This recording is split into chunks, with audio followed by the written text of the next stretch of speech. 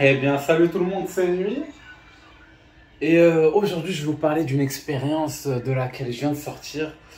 Concrètement, c'est 9 jours que j'ai passé dans le noir complet. Ça veut dire sans la moindre once de lumière. De base, je voulais commencer le 9-9 à 9 heures. Enfin, partir sur des 9. Au final, j'ai fait un faux dérapage le 9 parce qu'il y avait encore un peu de lumière qui rentrait. Genre, ça a été un système avec des cartons pour bloquer la lumière et un système avec un. Genre, j'étais dans une chambre et j'ai utilisé des cartons pour bloquer la lumière qui rentrait de partout. Et voilà. Et il n'y avait vraiment aucune lumière à l'intérieur. C'est-à-dire, comparé à la fois où je suis resté 6 jours, je n'avais même pas besoin d'un bandeau sur les yeux, quoi. Les yeux ouverts, il n'y a rien qui passe complet. Voilà, voilà. Les 3 premiers jours, j'ai décidé de faire un jeûne. Au final, je voulais faire un jeûne plus long, mais j'ai fait un jeûne que de 3 jours. Et je pense que je n'avais pas forcément besoin de faire un jeûne beaucoup plus long. Du coup, les 3 premiers jours, c'était pas forcément facile. Surtout les 2 premiers. Le deuxième jour, au moment où je me suis dit, en fait, j'ai envie de sortir. Mais je me suis dit, je vais sortir pourquoi? Pour me dire, ouais, genre, je me suis ennuyé, j'ai eu faim. Je sais que ça démarre après, en fait. Les premiers jours, ton corps, il commence pas encore à convertir la mélatonine en DMT, etc. Il n'y a rien d'intéressant, en fait. Et il y a juste le moi qui balance des pensées tout le temps, moi, etc. Genre, comme tout le temps, mais en fait, vu qu'il n'y a aucun élément à relier, aucun truc visuel à relier à ce que tu veux faire, aucune activité potentielle à relier à ce que tu veux faire, tu te rends compte de la stérilité des idées dans leur schéma habituel. Genre, tout le monde est submergé par les pensées, alors que de base, c'est censé être un outil en fait. Ça n'a pas de sens. Mais bon, ça a commencé à se décanter petit à petit au niveau de mes pensées. Et le quatrième jour, au milieu, c'est comme si dans mes rêves, j'ai une sorte de révélation qu'au final, depuis le début, c'était juste le moi en fait. Genre tout ce que je pouvais interagir avec était une voix dans ma tête qui allait en permanence utiliser le langage pour essayer de créer du sens. Mais je savais que la vérité était au-delà du langage et que l'absolu ne peut pas être atteint avec seulement le langage. Et au final, ça commence à être de plus en plus profond à partir du quatrième jour. C'est-à-dire, le quatrième jour, émotionnellement, on passe par toutes les émotions. On passe vraiment par toutes les émotions.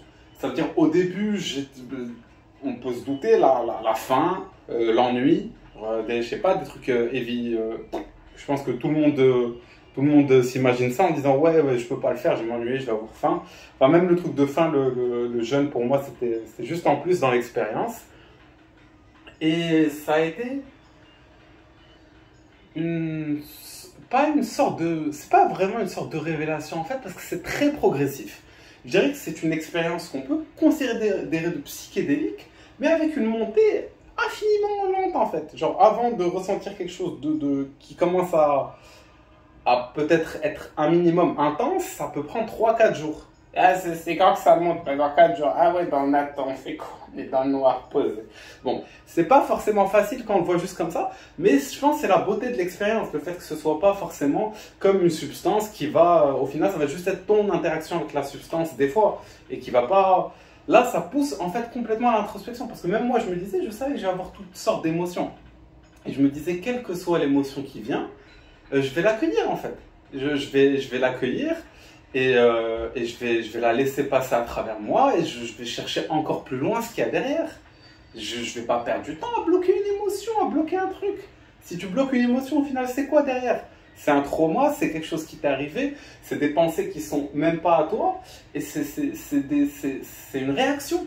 Toutes les émotions qu'on ressent sont dues à des événements dans notre vie, et l'émotion, au final, est surtout liée à comment nous, on a réagi, pas comment l'événement s'est passé.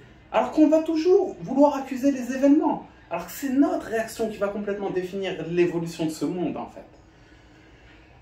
Et l'intensité est progressive, on va dire, sur les jours, mais pas linéaire du tout. C'est-à-dire le quatrième jour soir était très intense, puis le cinquième jour pas du tout, le sixième plus, le septième non, le huitième oui. Ça allait un peu dans tous les sens.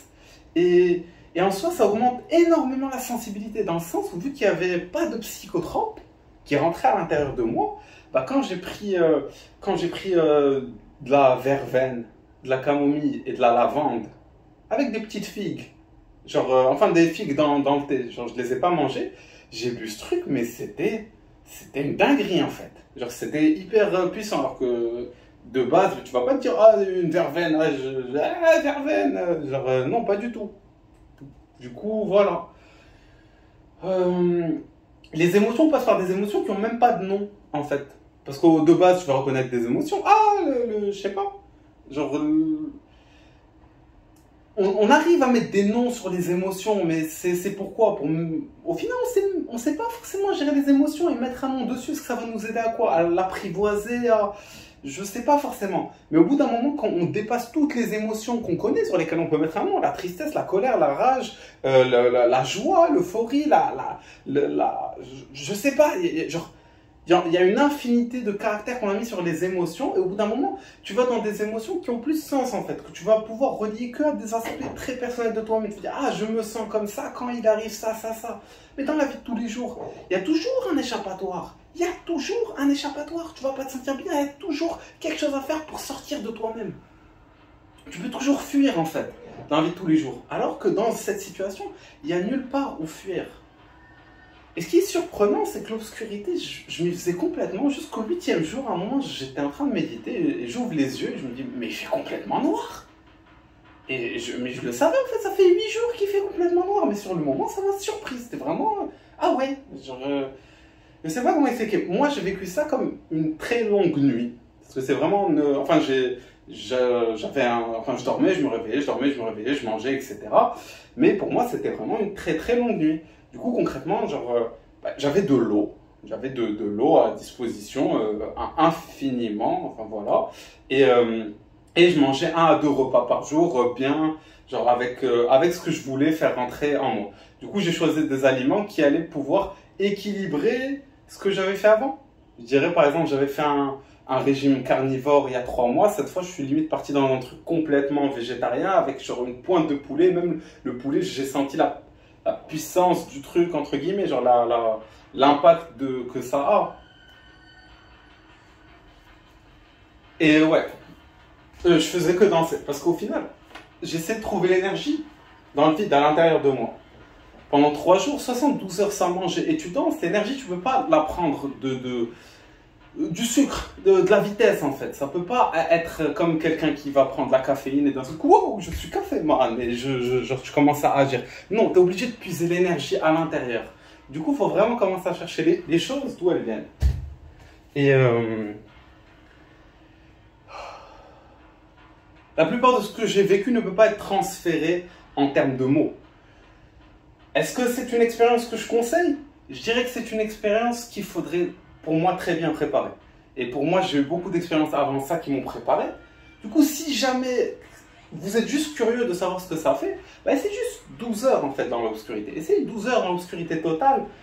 C'est ouf en fait. Parce que quand je sors, les gens ils me posent des questions bizarres. Ils me disent, est-ce que t'as pris ton téléphone avec toi? Ouais, genre je tapais des snaps dans le noir. Genre, c'est quoi le délire en fait? C'est fou ce que ça peut nous faire comprendre sur tous les dogmes sociétals, toutes les règles, tous les on a dit, toutes les croyances. On dépasse la limite des croyances. Tu peux plus croire en rien en fait. Tu peux plus croire en rien. Le système de croyance ne marche plus en fait. Parce qu'il n'y a plus rien sur lequel tu vas te pouvoir dualiser cette croyance. Ah, j'y crois pas, je vais y arriver, je vais pas y arriver. Ah, ça c'est bien, le mal. Non, tu plonges en fait dans une sorte de gouffre infini. Et pour moi, je pensais que j'avais peut-être pas peur, mais j'avais peur que ça soit d'un seul coup un déclic qui serait assez intense. Comme la première fois quand je me suis enfermé 1 semaine avec des bougies, au bout du 4e, 5e jour, mes méditations m'envoyaient dans des trucs beaucoup trop loin. Genre, des fois, je m'évanouissais en méditant tellement c'était intense. Mais cette fois, ça a été vraiment progressif. Mais par exemple, le dernier jour, le 9e jour, à un moment, je me suis étiré comme ça. Et franchement,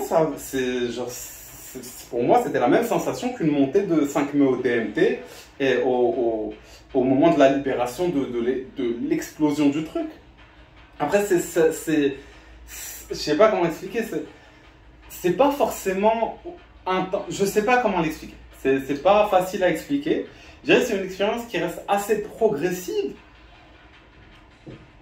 Mais au final, il y a plus d'identité, il n'y a plus une personne, un ego, un mental derrière qui est là à juger, critiquer, analyser ce qui se passe pour essayer d'en apprendre quelque chose et d'en tirer le bénéfice. Ce que font les gens dans la vie de tous les jours, ah la rat race, qu'est-ce qu'on doit faire, ah évoluer, nanana, tout le monde se compare, tout le monde truc. Il n'y a plus ça en fait. On part dans un système où il y a vraiment plus de barrières. On atteint des états de niveau d'élévation de conscience qui n'étaient pas forcément visibles avant, tout simplement. Et la conscience s'étend à l'infini. Ça veut dire que c'est possible d'étendre la conscience au-delà du niveau de l'étendue de la conscience, vu qu'elle est dans l'expansion permanente.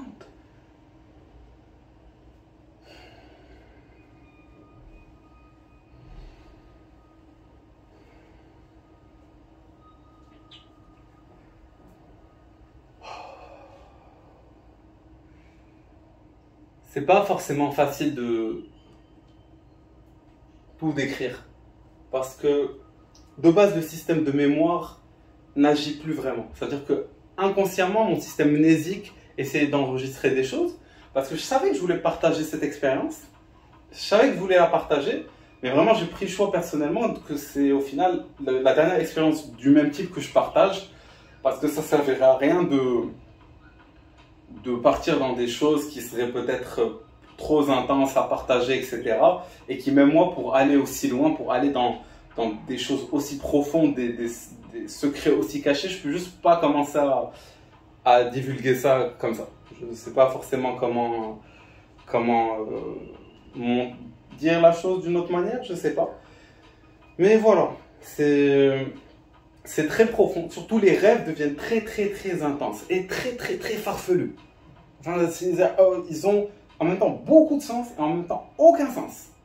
Mais quand il y a les dinosaures, ils reviennent sur Terre et Arnold Schwarzenegger, il fait des pompes dans ton rêve, tu te dis, ok, je vais me réveiller. Genre, avant de dormir, à chaque fois, je me disais, mais c'est parti pour un univers de fou.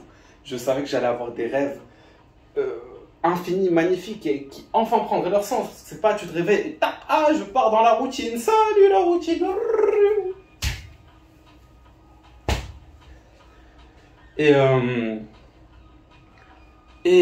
Voilà, quand je suis sorti, 9 jours après, du coup, je suis resté 9 jours quasiment à la minute près, je sais pas exactement. T'avais pas de montre, mais comment tu savais l'heure, comment tu savais les jours?